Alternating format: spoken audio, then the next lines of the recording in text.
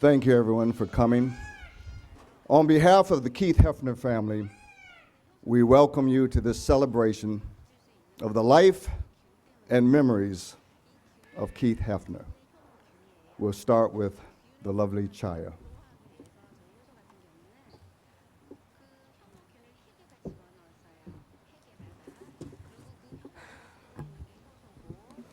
Well, first of all, I want to say thank you for all coming today to show love to my beloved husband. Everyone in this room knows how truly amazing he is as a husband, a friend, a father, and a brother. He always greets us with big, warm, happy smile and open arms.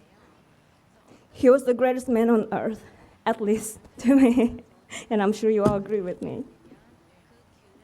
He is and always will be my best friend. There is this empty space in my heart that can never be filled with anything else anymore because it's gone. I'm one of those lucky ones who found him and loved him in the first try.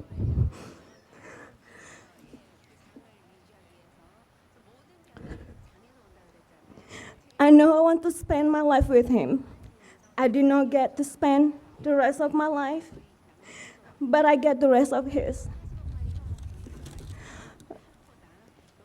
Our time might have been short, but the happiness in our memory will last for a lifetime. I mourn the loss of my husband, my best friend, my mentor, my soulmate, and my hero.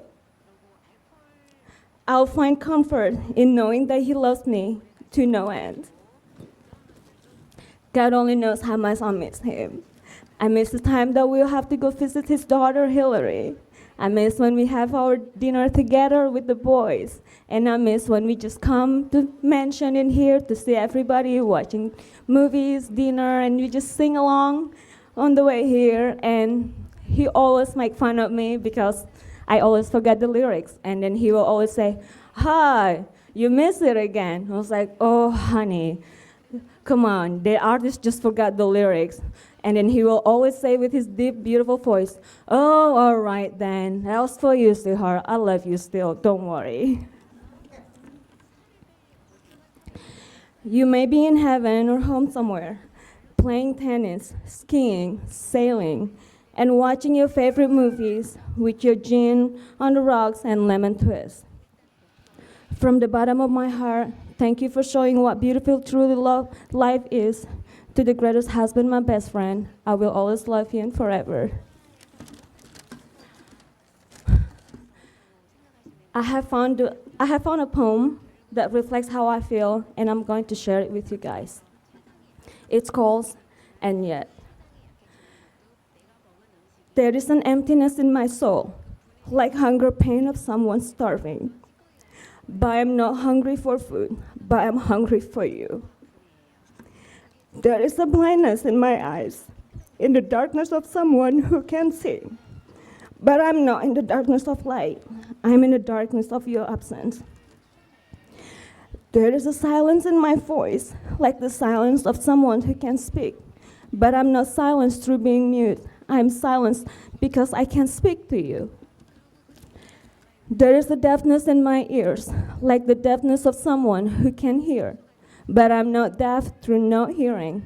I'm deaf because I can hear you. There is numbness in my touch, like numbness to somebody who lost our feelings. But I'm not numb through losing my feelings. I am numb through no longer being able to feel you. And yet, your memory still fits me. I still see you in my mind's eyes. I still speak to you. And I still see you in my dreams. My heart is still warm from the nearness of your love. Death cannot take away the memories we have shared, and time will not destroy them either. As long as I live, my memory of you will bind us together. Death can only separate us physically, but emotionally and lovingly and spiritually, we will continue living and growing old together. Thank you so much for coming. It means a lot. Thank you.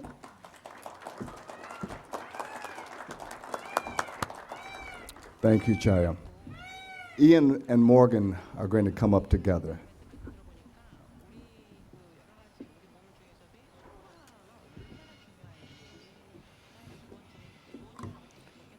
Hey, thank you all for taking the time to be here on a Wednesday afternoon to celebrate the life of our father. I've known most of you, most of my entire life, and there's something that many of you might not know, and maybe you did know, maybe you forgot, or maybe you knew, whatever, but Keith wasn't actually my biological father. He was dating my mom already by the time I turned 2, though. She once told me this story. Right after she had fallen in love with him, they were on their way home from a date, and he pulled over in their car and he broke things off with her. One of the main reasons he gave was that he didn't want the pressure of dating a single mother and having the kids in the picture, and who could blame him, right? But 3 days later, she opened the door to her apartment, and on the floor, there was a black pot filled with orchids and a note that read, "Happy Mother's Day from the boys and me."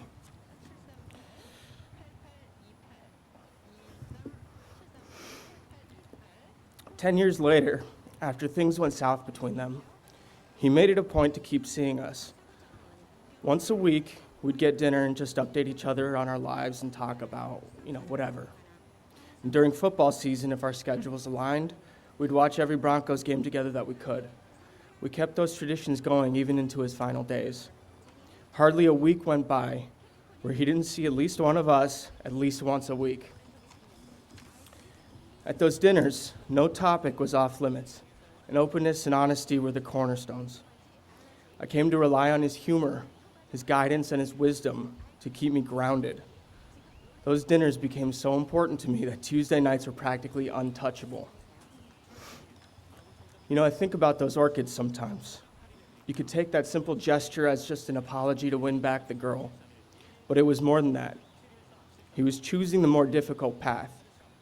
He was choosing to be there for Ian and me, to be the male role model that we needed so badly. He knew that we were already connected, and he decided to accept it rather than push it away. That simple gesture was the moment that he chose to be our dad.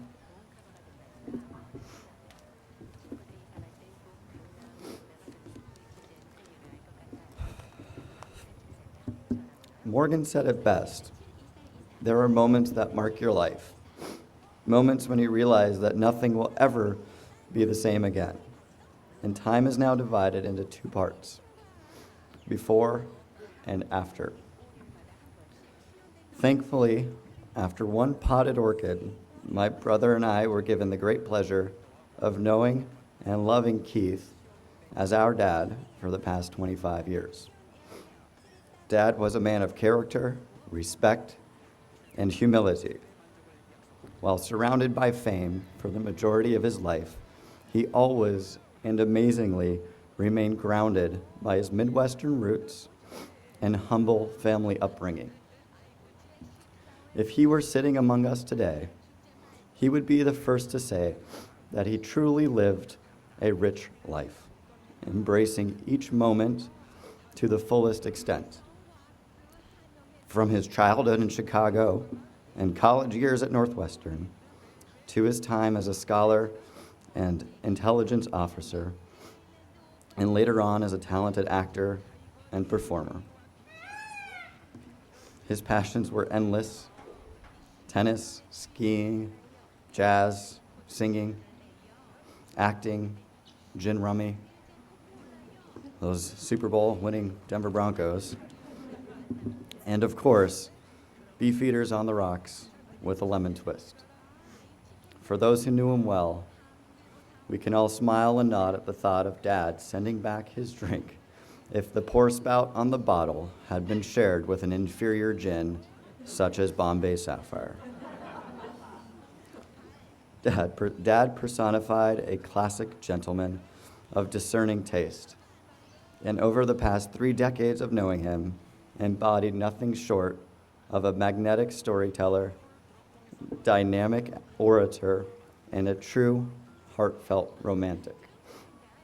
He loved nurtured and supported my brother and me without limit.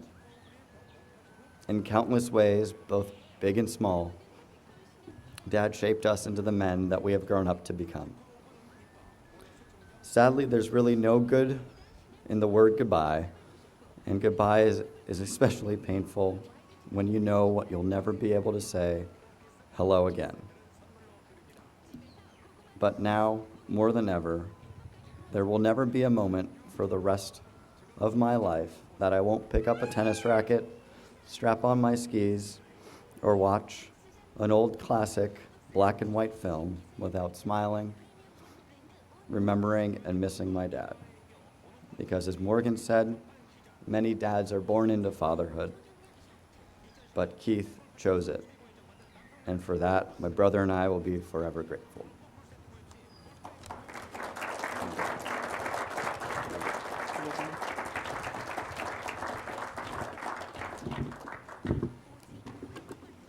No father could be more caring.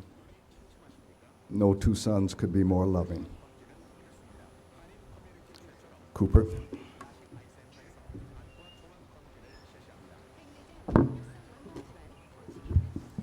I spent the last few days struggling a bit with what to write, but first I just want to express on behalf of my family, thank you guys for coming here. I had the opportunity to speak to my dad, obviously, and ask him what he wanted communicated on his behalf. And I think that he certainly struggled a lot more than me to come up with the words that spoke on behalf of their relationship, and what he felt was appropriate was just a single one-line quote that I could not have asked for a more perfect brother.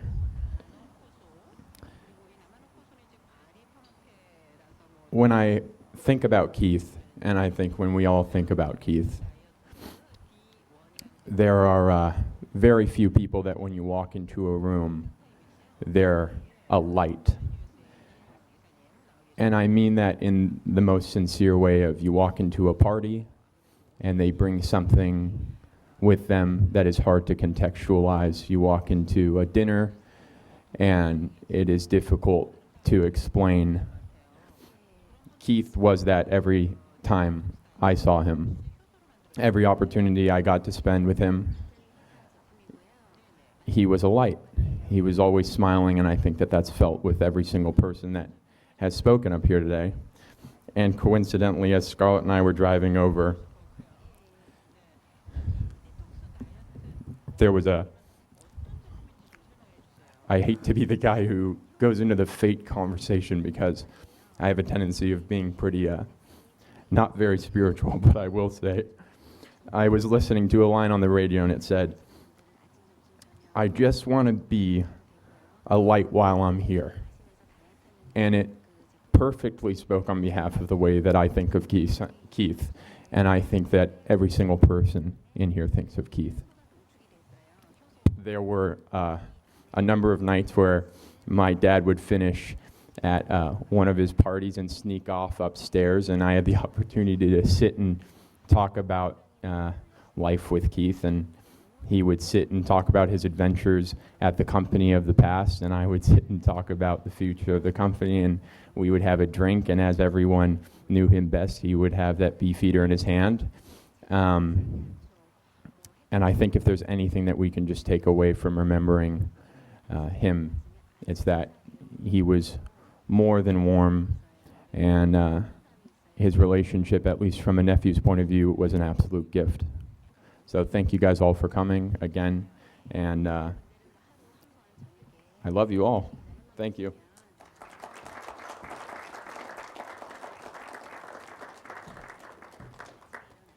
Thank you, Cooper. And now longtime friend and his foe on the tennis courts, the one and only Ray Anthony.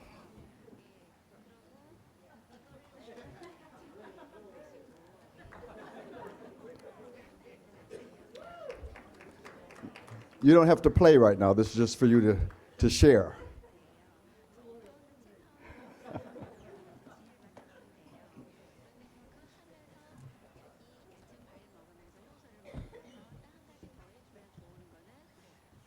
Is this in the order of importance, or?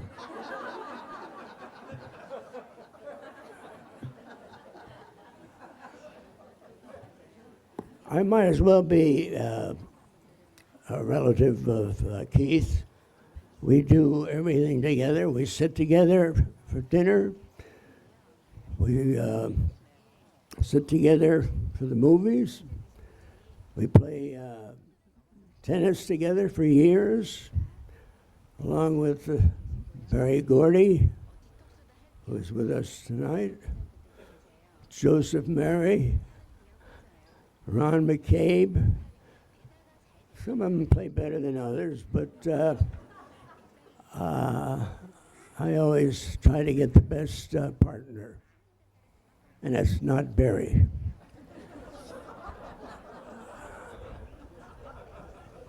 He's on the other side. He and Keith have been partners for years. And Joe Murray and I have been partners and friends for years. Ron McCabe used to be a manly kind of a guy and played tennis, but lately he's kind of gay, happy, you know. People think that we have a relationship going. We do, but it supposedly kind of secretive. Joe, are you going to wear a jacket for this occasion, or you're just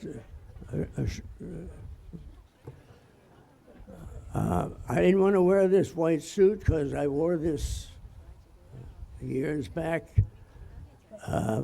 for the same event from Mary O'Connor. I'm sure you all remember her. Everybody loved Mary. Everybody loves Keith. I'm not a speaker, as you can probably already tell. You boys did a good job for just being boys, you know. Relatives. Sorry for your loss. We're all going to miss him. Incidentally, when I walked in and saw that picture, I honestly did not think it was Keith. I thought it was Clark Gable or somebody like that. Are you going to interrupt me? I guess so. No, come here.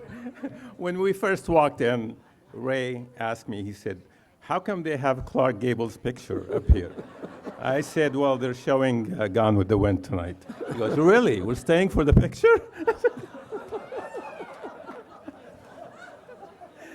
I have to tell you a story about Ray Anthony with Keith, our last visit with Keith. The very first visit with Keith when he was sick, we left. Ray kissed him goodbye, I kissed him goodbye. We thought we'll never see him again. And he said to me, is Barry in town? And I said, I really don't know, but I can make a call. And he said, I'd like to see him if he's in town. So I did call, and he was just landing from London, and he went straight to see Keith. The second time I saw Keith with Ray, he asked for a tuna sandwich because he used to work out at my house, and after he works out, I'll make him a tuna sandwich. So I went home and made a tuna sandwich. The last time I saw Keith, just a couple of days before he passed, Ray said to him, and I did say to Ray before we walked in, please don't say anything horrible to Keith. And he said, what am I going to say? I'm not going to say anything bad. So anyway, Ray said to Keith, I'd like to play a song for you. I like to play My Way. And Keith said, no, I don't like this. The end is near. I don't want it. He said, I would like for you to play One for My Baby and One More for the Road.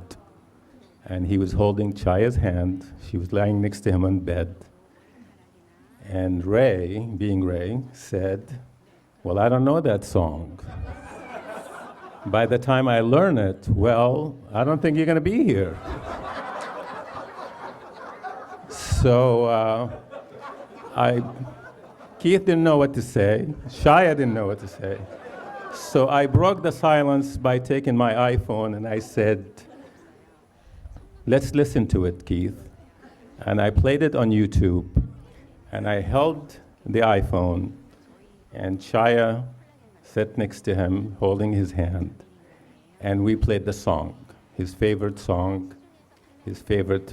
Sinatra song. So when I went home that night, I did have a glass of gin, Beefeater, remembering my friend who's I've known for 20 years and loved him. And I wrote the lyrics of the song down because I thought it meant so much to Keith. So I like to share just a few words, a few lyrics with you guys listening to this song that Keith listened to. You're in on my time, you know. Okay, I'll skip it. You know who sent me over here to get you? Who? He said, Well, I thought it was Ron McCabe, but Ron too. Anyway, I will not make it long. We love you, Keith. I love him to death, and we all admired a beautiful man. Thank you, guys. Sit down, Ray.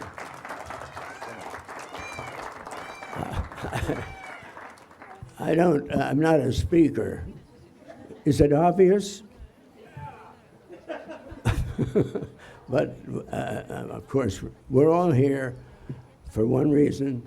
The last time we had one of these occasions, it was for Mary O'Connor, and I played a song for her, which I will do later today for Keith. Thank you very much.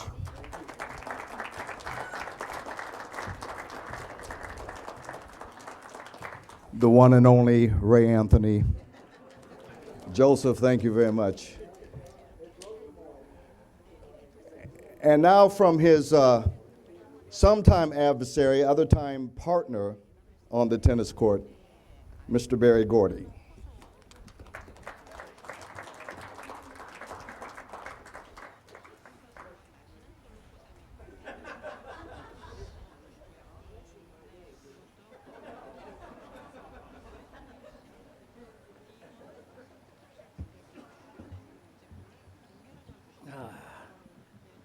Joe, you saved him again, as you do on the tennis court many times.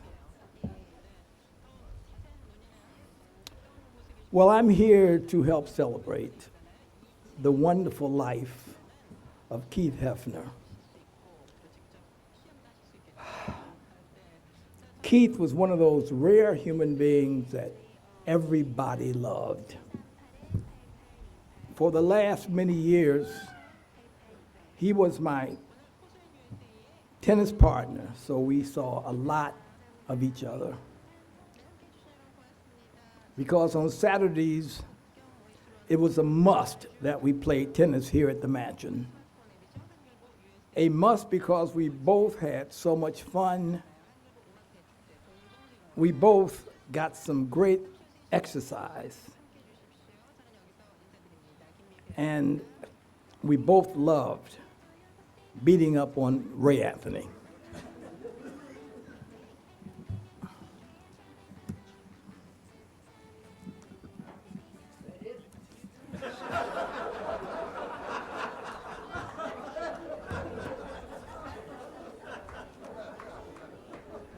Oh my goodness. It seemed that whatever was happening in our lives, we seldom let it interfere with our tennis games on Saturday. The problem was, as much as we loved tennis, when we sat down between the games, we didn't want to get up, especially when Hef came out to hang with us. And he did almost every Saturday. We loved it. And secretly, we all tried to play our best tennis and show off. And the luckiest guy, of course, was not you, Ray, but Joe Mary, because he and Joe Vanacek were Ray's partners. And they were actually the best players. Sometimes we had so much fun between games when we sat down, we never got back to the game. Mostly because Keith would have to explain the jokes to Ray. And sometimes he would have to explain the punchline over and over again. And then after that, Joe Mary, who's really great at that, would try. But he couldn't make up for the confusion that Ray had started. So after that, we just give up. And of course, Hef would smile, make Ray feel good. He loved Ray. He loved Ray. And Ray was the one that set up the games, and he would always get the strongest partners for himself, And Keith and I, we would see that, and we would get together and we would say, we would play with him. It'd either be Joe, you better check. Joe was Big Joe, who was phenomenal. And then, of course, there was Joe Mary, who was just as good, and we couldn't, but as good as they weren't strong enough to hold up Ray. We knew that. Keith was very, very smart, and he would lean over and whisper to me, "Don't forget, we're hitting everything to Ray."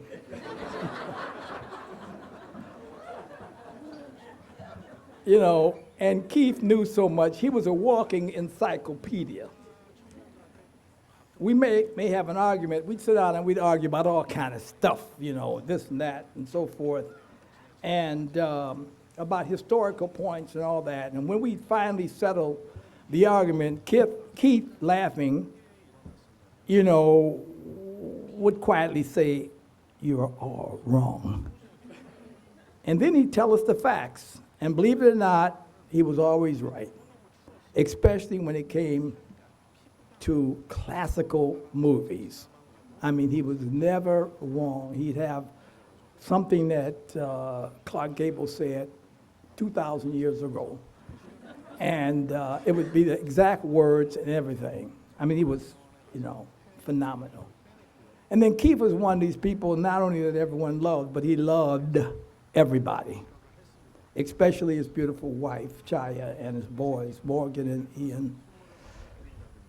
And then he was always saying, "My brother this, my brother that." He very seldom called Hef by name, but my brother.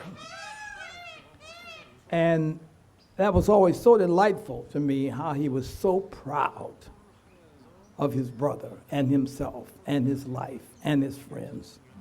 Keith was just a wonderful, wonderful man.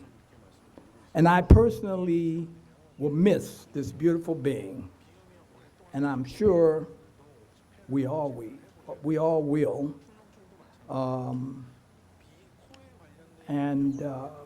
For many, many years to come, we will always be saying to ourselves, "Keith, we love you." Thank you.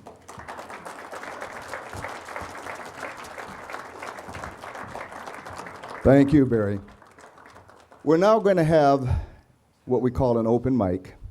For those of you that want to share your memory with Keith, we'll ask that you keep your comments to 2 minutes in length so that we can move along in an expeditious way. So those of you that want to come up, if you can just come over this way and we'll bring you up.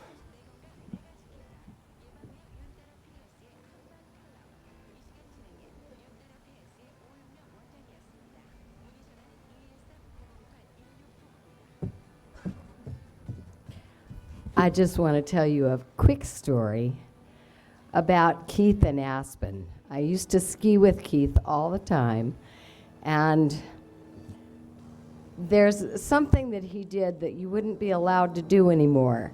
He went skiing every day with his dog. He rode up the hill in the chairlift with me, and Toby ran up underneath the chairlift. I can't tell you how many runs we did. The dog ran down as fast as we could ski. And it was Keith's greatest joy, but he felt like he had to ski every day. So at the end of the day, the dog was totally exhausted. Anyway, it goes along with everything Keith did. And you all know I've known Keith for 40-something years. Who's counting? And he was always somebody that was up.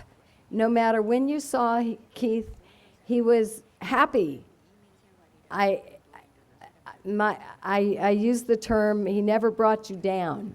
So there aren't too many people in this world that always make you thrilled that you got to see them again. But Keith was one of those people, and I will really miss him.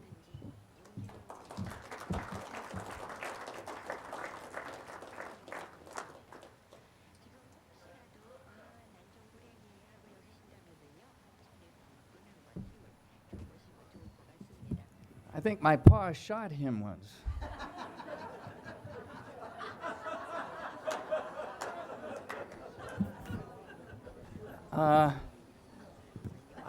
I was never a very good tennis player, so I didn't do much of that here. But we shared many movies together, and every Monday it was a battle between the violent movies and the girly movies. And Fred Dreyer led the charge for the extravagant violence. And Keith and I went for the ones that would have us crying at the end of the movie. And he was pretty soft-hearted. Also, we shared many out days in the Oklahoma hills, and with friends like Buddy Roosevelt and help me out here, Richard Mann. Give me another name for the John Wayne? Yeah. And Hopalong Cassidy, and the Cisco Kid, and yeah, we rode those trails together.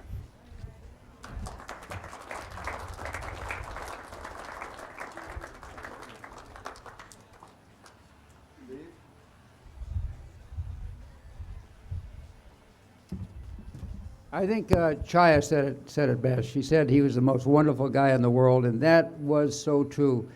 I never met a guy that is so down to earth. I mean, he was just so authentic, so real, and so inner-directed, and we all loved him for that. And his integrity was beyond reproach. I was his tennis partner a lot of times, and if I saw the ball out, I would yell out, and Keith would go over and look at the ball. He's my partner, so if I call the ball out, it's out. But Keith would look at the line and say, "No, Steve, I think the ball was really good." And that was an example of extraordinary integrity. And we all loved him for that. I mean, he was the salt of the earth, the best guy ever. And that's very rare in this kind of Hollywood environment. I mean, living at the Playboy Mansion, you'd think you'd get a little spoiled, a little bit narcissistic. But that never happened to Keith. He stayed down to earth forever, and he always will. And we love him for that.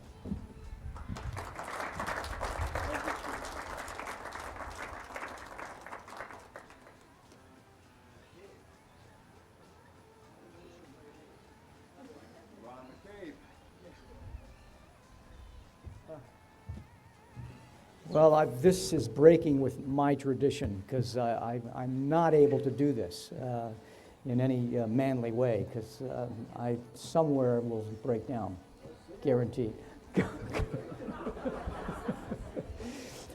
Anyway, I'm going to miss Keith. He was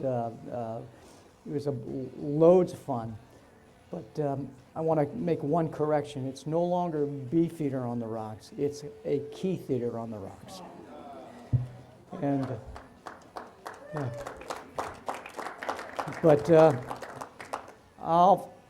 I just love Keith's laugh because there were certain times when he just rejoiced, along with Ray and a few other people, that when I got up in front of people, we had a thing that Mary did for Captain Bob. We got on a boat, went out and thing. They asked people to come up. Joe was there. And I thought I'd be, really witty, and I wasn't. And Kathy's over on the side going, my wife. And but Keith and Ray and Joe are laughing up a storm because I'm bombing really bad, and they just enjoyed that. Well, to go further, there was another time when Ray had a big celebration for his birthday or something like that, and they got me to get up and do it again. They tricked me, actually, to do it just so they could see me bomb again. And just the laughter that they shared at my expense, I'll never forget. Here it goes. And I'll never forget you. This is not crying for him. This is crying for me, because I'll never have him to talk to again. But he'll always be alive as long as I have a thought in my head, because he comes into it every day. And as long as that happens, he'll always be with me. And I'm sure the same will be with you, too. Thank you.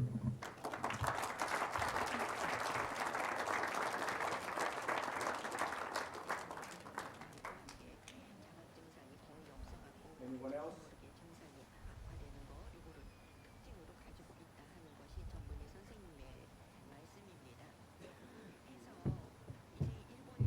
Hello, those of you who don't know, my name is Pat Lacey. I've worked for Playboy over 50 years.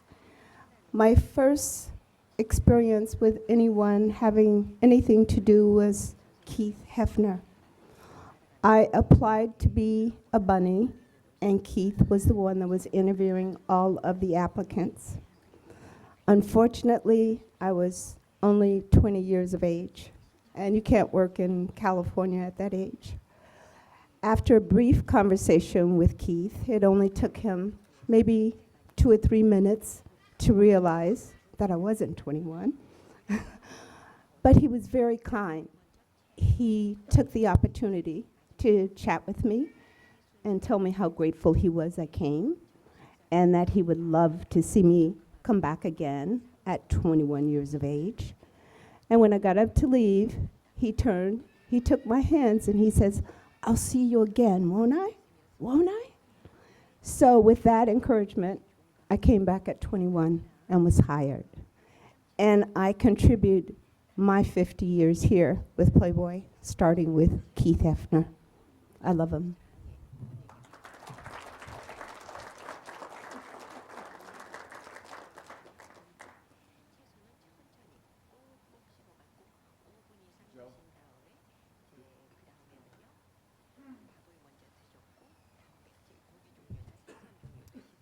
Hi there, my name's Mark. I'm a member of the movie group, and I'd like to tell you about the time I met Keith Hefner, because it shares a slightly different side of his personality, the sort of impish side.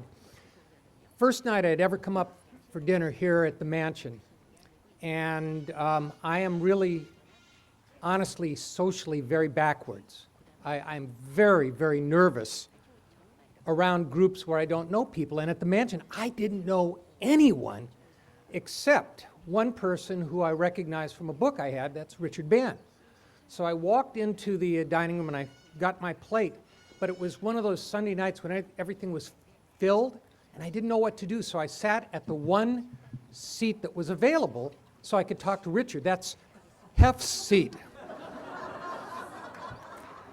And I turned and I wanted to introduce myself to the gentleman seated on my right. That was Keith.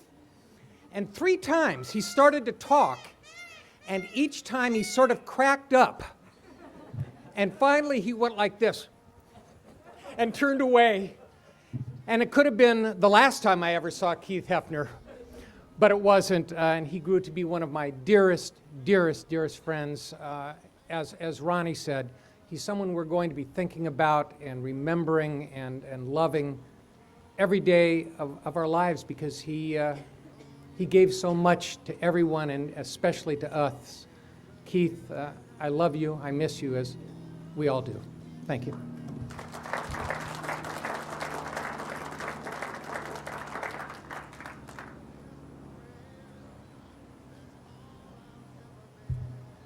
Hi, my name is Joe Urbanchek, and I'm not good at this, so I wrote down a few words. I met Keith over 20 years ago when Ray Anthony called me and asked if I could fill in to play tennis here at the Mansion. I was immediately taken back by Keith's wonderful charm and generous manner, and for some reason, he seemed to like me as well. From there, I was lucky to soon become a regular for weekend tennis.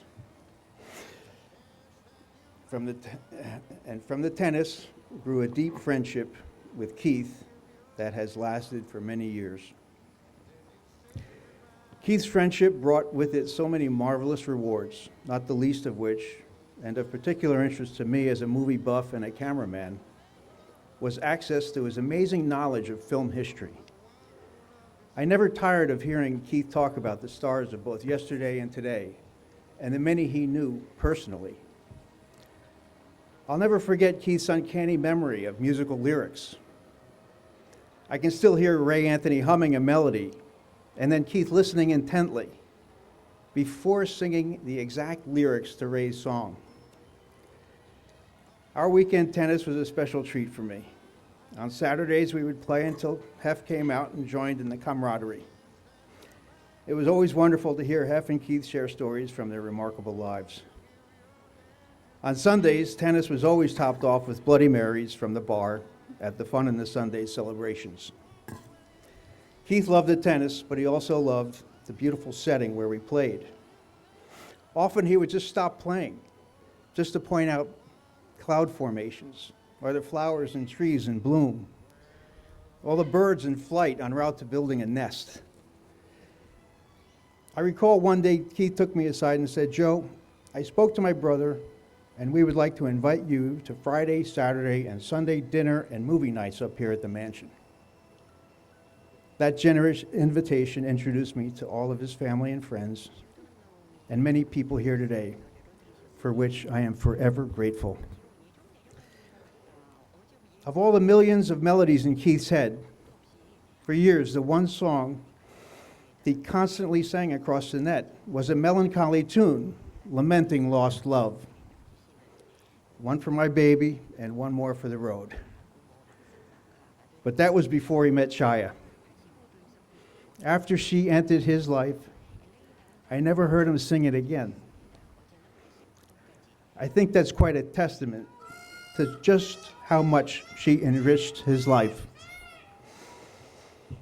But then just a few weeks ago, I recall Ray asking Keith what his all-time favorite song was. And Keith closed his eyes for a moment, and Ray said, "Keith, are you sleeping?"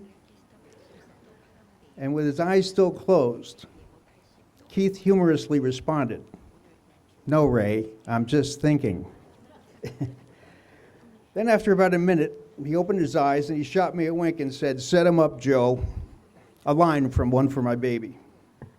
Sinatra made it popular, and as long as I live, it will always bring Keith to my mind. It's the early morning in a bar, and a guy unloads his most recent heartache to the bartender. In the final chorus, he laments, "Well, that's how it goes, and Joe, I know you're getting pretty anxious to close. And thanks for the cheer. I hope you didn't mind my bending your ear." But this torch that I've found must be drowned, or it soon might explode. So make it one for my baby and one more for the road. Now, oddly enough, in real life, it was the other way around. Many people, including myself, bending Keith's ear, looking for advice or drowning a sorrow. There is no better friend to turn to when those moments came about. So tonight, I'm going to have myself a drink and then make it one more for Keith and one more for the road. God bless you, Keith. I will be forever saddened by the loss of such a wonderful friend. Thank you.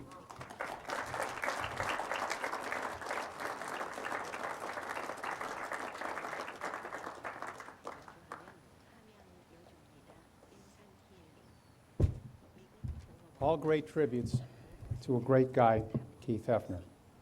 He was courteous, almost to a fault. He was gracious. He was cordial. He was polite. He was cultivated and worldly and thoughtful. He was passionate about tennis, skiing in Aspen, Beefeaters, as we all know, and his beloved Northwestern. As did his brother, he cherished the movies he grew up with and that they saw together. But he wanted to see all the new independent films as well. He was fond of French movies and French culture, but his most favorite movie was Arthur, which he requested that we see one more time here at the mansion, and Hef was happy to oblige.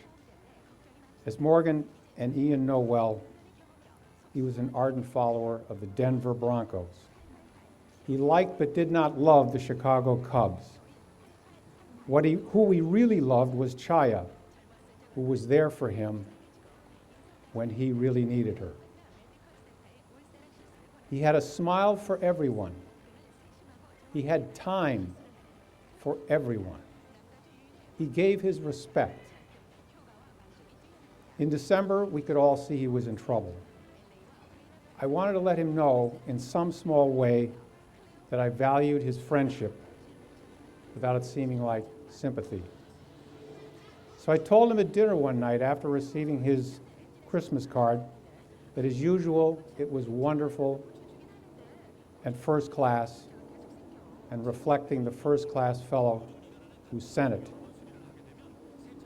I tried to say it with some emphasis because in everything he did, he was indeed a first-class gentleman. Model behavior is a good teacher. He and his brother shared one quality in particular I valued and envied. Gratitude is the key to happiness. On a bad day, if you stop for a moment and look for even some little thing to be grateful for, you have the power to be happy. It really is your choice.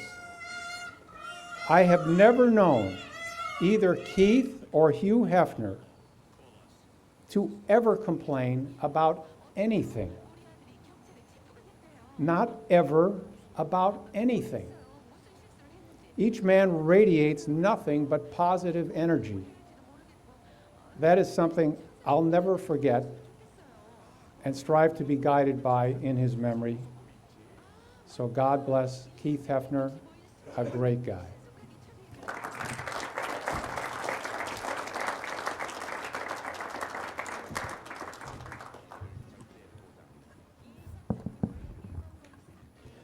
We thank all of you for your remarks and memories. And we'll close with one more remembrance and then a salute by Ray Anthony.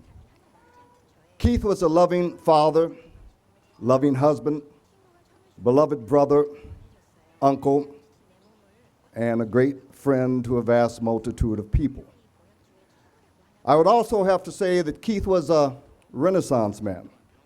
The more you talked to him, the more you learned. He studied acting and did summer stock and other plays. He hosted a children's television show. He did numerous voiceovers. He loved to sail, and he was a skiing enthusiast. He lived in a variety of places. And as you've heard, he could hold his own with any of the historians up here when it came to discussing music, various plays, and movies. Keith was a gentleman that knew manners, etiquette, and decorum. And oh yes, he helped to fashion that famous bunny dip when the bunnies would serve at the Playboy clubs worldwide. Keith was always consistent. He was never moody with ups and downs, but he was always pleasant, always engaging, always fully enjoying the moment. When I last saw Keith, we were visiting at the house. We were reminiscing about various things. And I said, Keith, I want to share something with you. When I was first invited to come up to this Playboy mansion, I was only in my 20s. So I was still learning and trying to groom myself when it came to life. I said, Keith, do you want to know how I tried to learn to become a gentleman? How I tried to learn to become charming? I studied the best. I said, I studied Cary Grant. We had lunch together. And with a twinkle in his eye, Keith said, oh yeah, Cary had great charm. And then I said, and I hung out with Sidney Poitier. And Keith said, oh yeah, Sidney had it. And then I said, and I studied Tony Curtis. And Keith beamed and said, oh yeah, when Tony came into the mansion, he said he was so full of life. He came into a room and made everybody feel like he was their best friend. And I said, and Keith, there was a fourth that I studied. I said, Keith, I studied you for being gracious, for being a gentleman, for being so charming and so engaging. And Keith immediately looked at me and said, oh, Leon, that's very kind, with that resonant voice of his. And then he said, because he was always humble, but Leon, I wasn't in their league. And I said, oh, yes, you were. Keith, you were in a league all of your own because you were so consistent with your grace toward everyone. Later, as Richard Bann and I left, we said, Keith, is there anything we can do for you, anything that we can bring next time, anything you need? And he smiled and said, nope, just the two of you coming did it all. So Keith, on behalf of your family and your family of friends who have all been touched by your charm and your graciousness and your zest for life, I hope that the Renaissance man in you will enjoy this. You see, we used to quote Shakespeare to one another. So, Keith, here's one more for you. Come, come, gentle knight, and when he shall die, take him and cut him out into little stars, and he will make the face of heaven so fine that all the world will be in love with night and pay no worship to the garish sun. Thank you, Keith, for a life that was full of life and love. Well done. Ray Anthony will play a eulogy.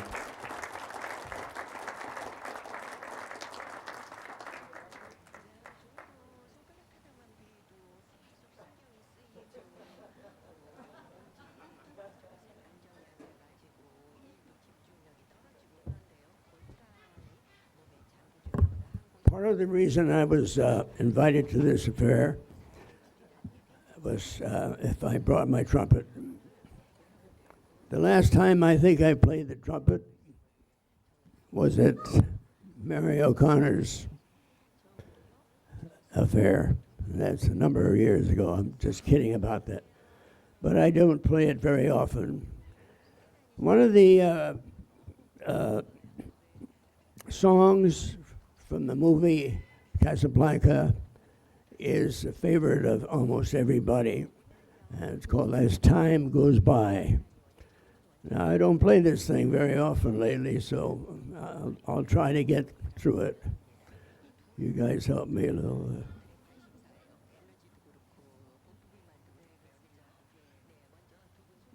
You don't have to be that quiet.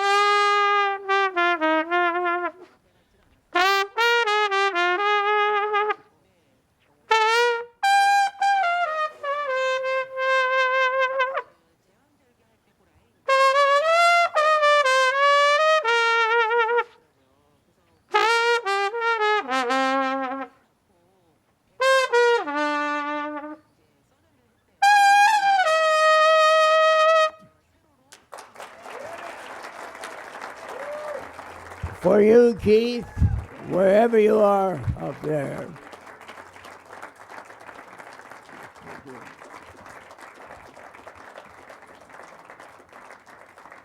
This concludes our memorial service. We thank you so much, all of you, for coming.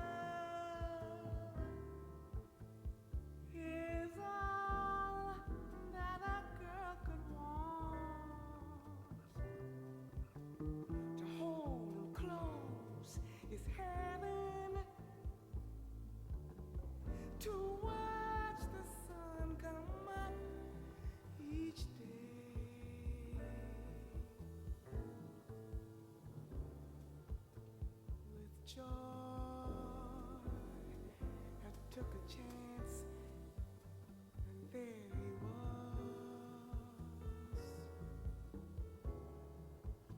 for me.